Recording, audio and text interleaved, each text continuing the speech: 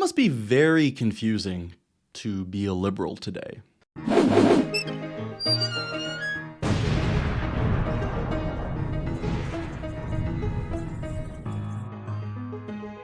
I'm confused just looking at them. I can't imagine actually trying to rationalize so many conflicting beliefs.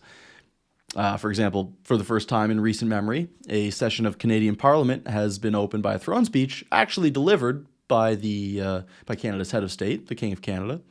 And it's being heralded by the new Liberal government as a powerful message of Canadian sovereignty aimed at quieting the antagonistic rhetoric of the current American president.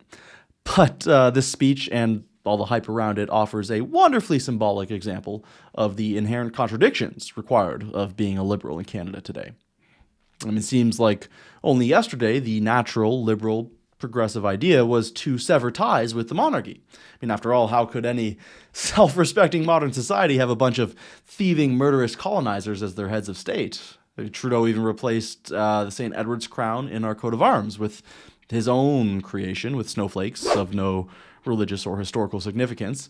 Yet here we have liberals cheering the monarchy as ardently as any Tory, while a mere few hundred days ago they refused to celebrate Canada Day, or the very idea of Canada. Doesn't seem very consistent. And if that's not confusing enough, the liberal speechwriters also forced the king to declare that the very land he was speaking from didn't rightfully belong to Canada, with a land acknowledgement. If the plan was to send a message of Canadian sovereignty, that certainly makes it a bit muddled. I mean, questioning the legitimacy of Canada seems to be something that liberals and Donald Trump have in common, it would seem. I guess when the king announced that Canada is indeed strong and free, he should have also added, except for all the parts that aren't.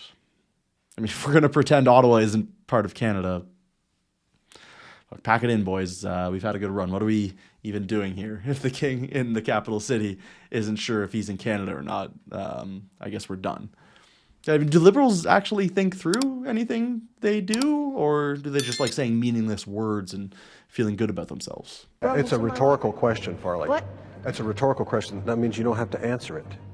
You'll have to forgive me if I'm a bit skeptical that those who parrot American Democrat politics and very recently seem to have no issue with Trudeau calling Canada a post-national state with no core identity are suddenly champions of Canadian patriotism. Call me a cynic.